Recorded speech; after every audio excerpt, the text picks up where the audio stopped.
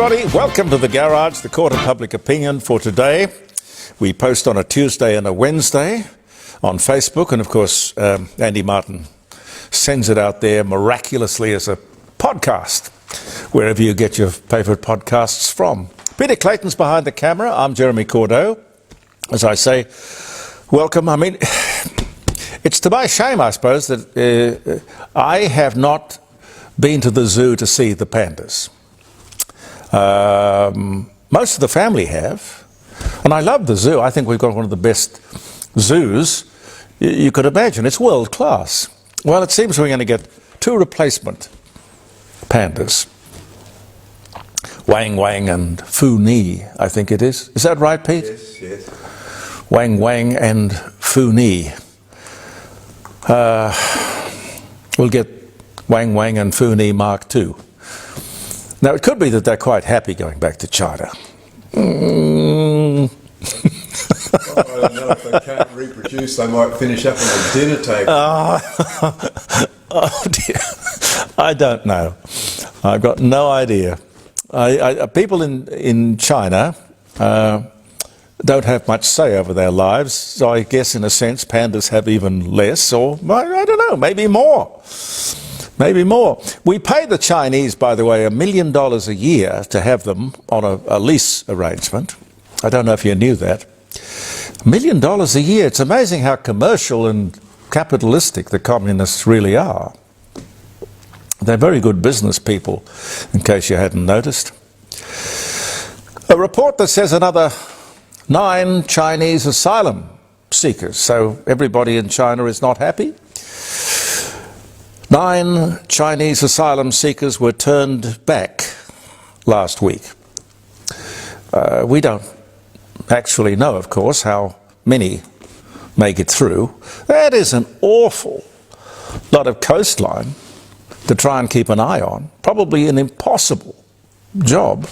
But anyway, when you stand for election, you are applying for the job. You better know how to do it. I was so glad to see that the clipper ship, the City of Adelaide, which brought so many people to our City of Adelaide, has taken another important step to full restoration. So it's off the barge and it's on the wharf.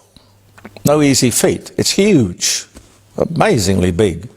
A couple of weeks ago we had the pleasure of having Peter Christopher, the man behind this very important project, on the Friday live streaming show from the dining room table. And there it was, the other night on Channel 7 News, Sunday night I think it was. There was the City of Adelaide, high and dry, and lots of people there to celebrate this next stage. There's a lot to do. I mean, an intimidatingly lot to do. But she's on her way. Pete, what was that song? Was it Willie Nelson who did that? Was it the train they call the City of New Orleans? Yes. Why don't you write a song and call it the ship? No, the Clipper. The Clipper they call the City of New Orleans.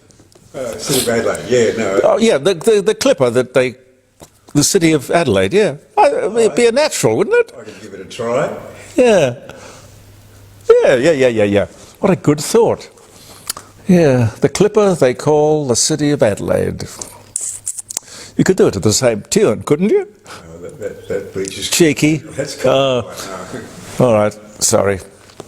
I'll stick to talking. You do the singing. Employment is up a little bit, 0.1%. Unemployment 4.1 to 4%. Now, it's not a lot, but it's probably enough to convince the Reserve Bank of Australia to keep the interest rates where they are. No downward movement, which I know people are hoping for. No downward movement probably this year. 42,000 new jobs a month we're creating. We will know later today, because the RBA meets today. The decision has not been made at the time I sit here and we record today's and tomorrow's edition of the Court of Public Opinion. But I'm pretty confident in saying the interest rates will stay where they are. In the last quarter, Australia's housing stock, interest rates have a significant bearing on such things. the housing stock gained another $200 billion in value in just a quarter, just the last quarter. Now that takes the total value of our domestic housing stock to $10 trillion. It's an awful lot of real estate. I think if I was starting out again, Pete, do you ever worry or think, if I was starting out again, I'd do this or I'd do that? Oh, yes. I think I'd go into real estate. I think I would. I mean, when I say go into real estate, I mean selling it. I think if you're good at it, you can make a really wonderful life for yourself. But is $10 trillion a bubble?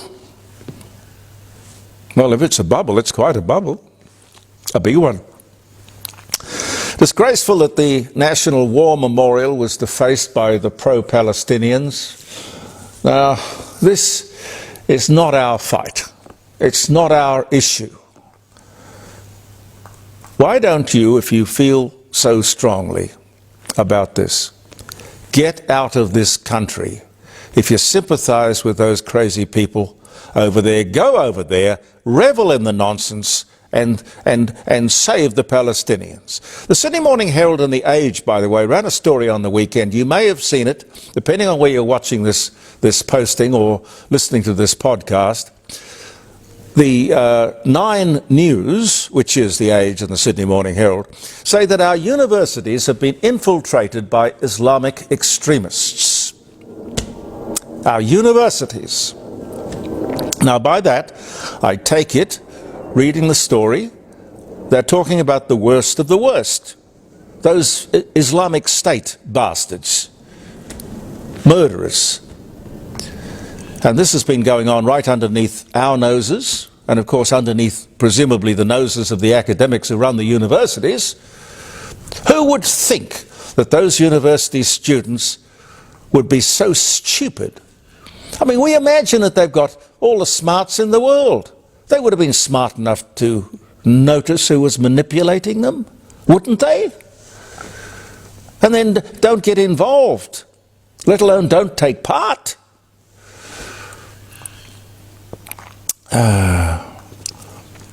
Oh dear, oh dear. Don't get me started. Demonstrations are interesting, however. On the weekend, when the Chinese Premier was here in Adelaide, talking pandas, a perfect opportunity for the climate warriors to confront the man who runs the greatest polluting, emitting country in the world. Now that would be taking some real action on climate change. For the warriors, I mean. And what happened? Nothing. Oh, there were a few placards and things about Falun Gong and whatnot, but no, where were the climate guys?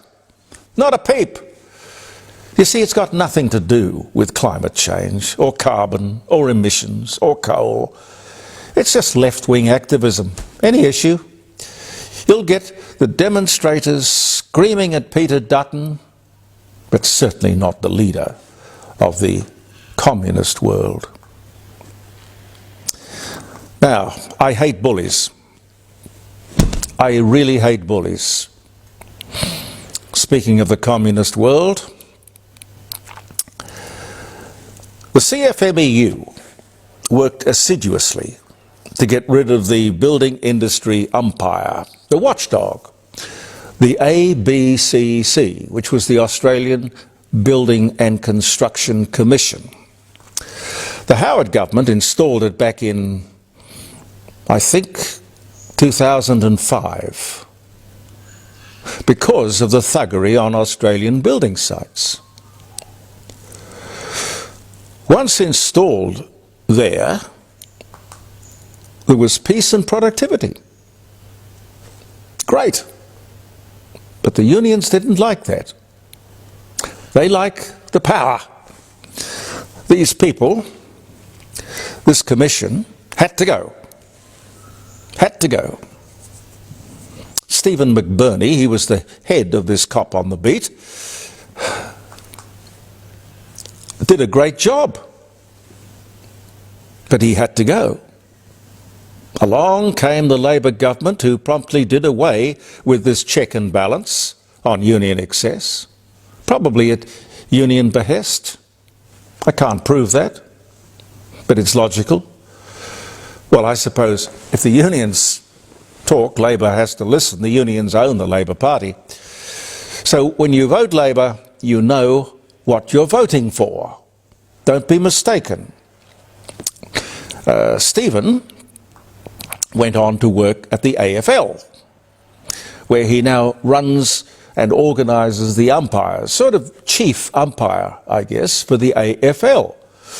John Setka, the head of the CFMEU, is now demanding that the AFL sack Stephen McBurney, or the union will put a black ban or a go slow on any construction undertaken by the AFL, like, I guess, the proposed stadium in Tasmania. Further, no one should ever employ McBurney. No one should ever employ Mr. McBurney? This is worse than the dictatorship of Nazi Germany or Stalin's Russia. This guy, John Setka, is a powerful union leader, the CFMEU. He is the boss. And he really looks after his members. He got them a 21% pay rise yesterday. I don't know if you heard. 21%. I assume he speaks for hundreds of thousands of Australians, union members. Because of bullying and thuggery, you have to belong to the union if you want to work in construction. No ticket, no start. No choice. We are, ladies and gentlemen, a free country. Or I thought we were. Not if this guy ran the joint, which of course he is dangerously close to doing. Do you like this? Do you understand what I'm saying? Do you approve of this sort of behaviour? We need a John Howard or a Tony Abbott with a mandate to stop this kind of thing. I can promise you Anthony Albanese will do nothing. Nothing. He can't. He needs the John Setkas of this world. He needs their support and, of course, their money. And keep in mind, I think it's only 13% of Australians belong to a union, which is, when you consider the power the unions have, totally out of all proportion. But John Setka and Anthony Albanese are like two philosophical peas in a pod. I guess. If I'm wrong, I might be. Let the Prime Minister come out and condemn union thuggery. And now, of course, this is a little update. The head of the Transport Workers Union, Michael Caine, not that Michael Caine, different Michael Caine. Michael Caine has written to Bain Capital, who own Virgin Australia, to tell them not to appoint Paul Jones to the position of CEO. Do you know why? Because they don't like him. They say he was involved in sacking workers when he worked with Qantas. Well, that may or may not be true, I don't know. But what's that got to do with Virgin? Has the world gone mad? If these unions get away with this, we will have, we've had it in the past, we will have the law of the jungle. You remember Chris Corrigan and the Patrick's waterfront dispute? It was back in 1968, I think. It almost brought this country to its knees. Corrigan refused to go on paying waterside workers who didn't exist. These were workers who never turned up. Didn't exist. But a pay envelope had to be prepared and given to the MUA, the Maritime Union of Australia. Now that should be enough to put you in jail. I talked to John Coombs. He was the head of the union at the time during that dispute. I talked to him many times, as I did with Chris Corrigan. I don't remember John Coombs ever denying that this ghosting went on, where stevedores had to employ people even though they didn't exist. John Howard and Peter Reith stood by Patrick's during those dark days. Can you see Anthony Albanese standing by the AFL or Virgin Airlines?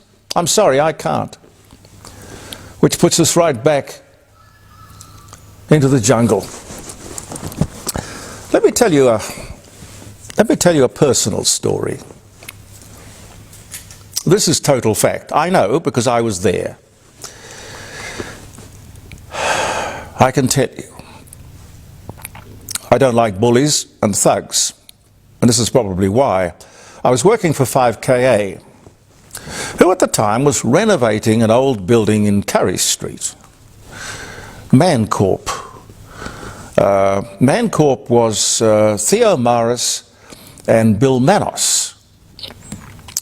And they were in charge of the renovation of this new studio, which turned out to be terrific. I was doing morning at 5KA, 9 to 12. And I remember Stan Barrett was the general manager. And he called me in one morning after the show, and he said, Jeremy, we've got a problem. And I said, oh, figuring it was something I'd said during the morning show. And he said, the building union. Now, I remember this was well and truly after the dark days of the dreaded BLF, the rogue days, the Builders Labourers Federation. Do you remember that? Now, these were new blokes. These were the good guys, or I certainly thought so. Stan said, the union doesn't like you. It seems you're too outspoken. They don't want you on the air. They don't like your opinions or what you say. And they've told me I have to sack you. If I want to get my building built, I have to sack you. It's enough to make you cry. Now, Stan is one of the finest men I've ever met. Great radio guy, great radio executive. He didn't sack me. He and Theo sorted it out. They never told me how. But it could be that Theo and 5KA paid off the union. To this day, I don't know. But I certainly didn't change the conversation, tenor of my speech, or the things that I said. But this is not the Australia that our heroes went out and fought for. Remember, when we vote for Labor, just think. Try and get some assurance that you're not voting inadvertently for this kind of shocking behaviour, encouraging this kind of shocking behaviour. And I must say that the people, the old-time union guys that I've met over the years, they wouldn't have had a bar of any of this thuggery. Somehow, the trade union movement has lost its way and it's been taken over, and not in a good way. Perhaps I should get to the dates. Have I got another second? Well, just very quickly, I was sad to see that Graham Webb died. 2GB, Channel 10, Blind Date. I took over Blind Date from him. He taught me a lot. I remember when I was an office boy, I knew him at 2GB, and he was doing breakfast. I used to take his dry cleaning down to the shop, and he had a MG Magnus, sort of a hard top saloon MG.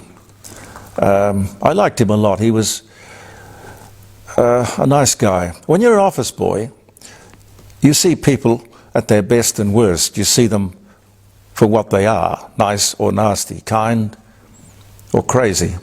Graham was a very nice man in a not terribly nice, egotistical radio world. Vale Graham Webb.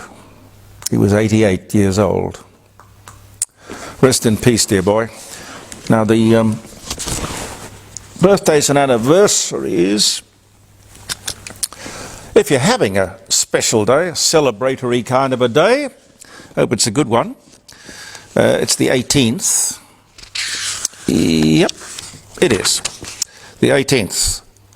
James Paul McCartney, later to become Sir James Paul McCartney, was born, Jim and Mary, in Walton General Hospital, Liverpool, England, this day, 1942. The Pyjama Game opened at the Theatre Royal in Adelaide with Bill Newman, Tony Lamond, Jill Perryman, Kevin Johnson, Jack Little. That was 1958. George Mellecrino died in Kingston Town in London. Orchestra leader. Do you remember, Pete, do you remember the Mellecrino strings? No. 1950s. They were sort of very melodic, lovely sort of, not my kind of music either, but, you know, he was quite famous. Mellecrino's strings. Don't know if he had champagne music or what he had. That was somebody else, I think. Barry Evans was born in England, star of the Doctor series on TV, 1943. Paul Eddington played Jim Hacker in Yes Minister. That was in 1927 he was born. Robert A. Lewis died. He was 65 years old, Riverside Hospital, Newport, Virginia.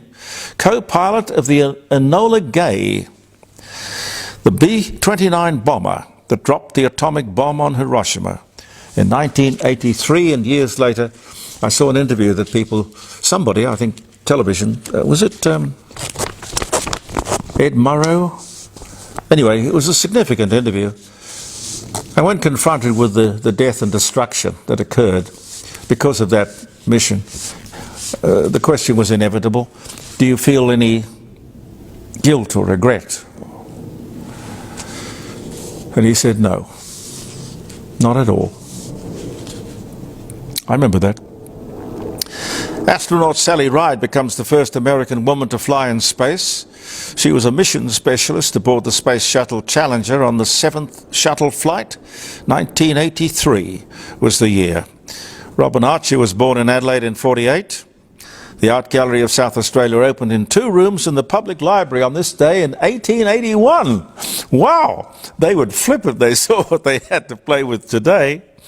British victory when the Duke of Wellington defeated Napoleon at the Battle of Waterloo in Belgium. That's about 25 kilometres south of Brussels. And the wonderful Dame Vera Lynn died at the great age of 103.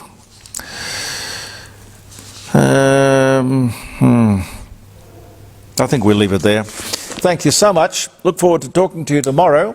I'm Jeremy Cordeaux. Peter Clayton and I will be back. Believe in yourself, and goodbye from the Court of Public Opinion.